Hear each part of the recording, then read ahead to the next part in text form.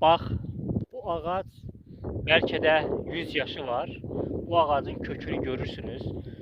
Çox kötüyü görürsünüz necə enlidir, köklüdür bir ağacdır. Mən o böyük insanları da bax bu köklü ağaca bənzədirəm. Bax, necə ki bu ağacı saxlayan bunun köküdür. O böyük insanları da böyük insan edən onların köküdür. Mən kök deyəndə o nəsli nəzabəti nəzərdə tutmuram. Nəsli nəzabətin ümumiyyətlə insanın şəxsiyyətinə o qədər də böyük əhəmiyyəti yoxdur. Mən kök deyəndə insanın o dərin düşüncəsini, dərin ağlını, o dərin vicdanını, dərin daxili dünyasını nəzərdə tuturam. İnsan fərd olaraq o özü fərdi olaraq özünü fərd kimi yetişdirir.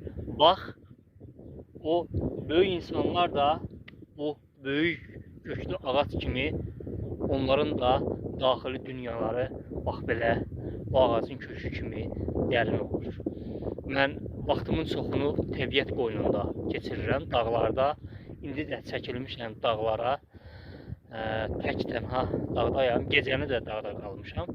Mən əsərlərimi də, kitablarımı da dağda yazıram. Bəzən mənə deyirlər, Sahil bəy, sizin kitabınız niyə insanın ruhuna bu qədər dərin təsir edir?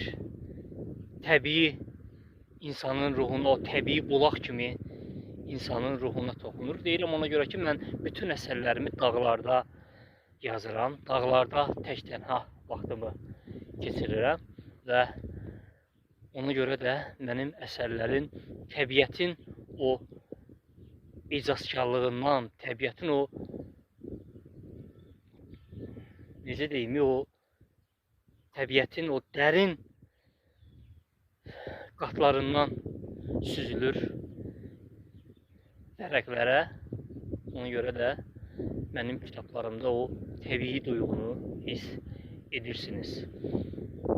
İnsan bax bu ağac kimi kökləri insanın daxili dərin olanda o böyük insan olur.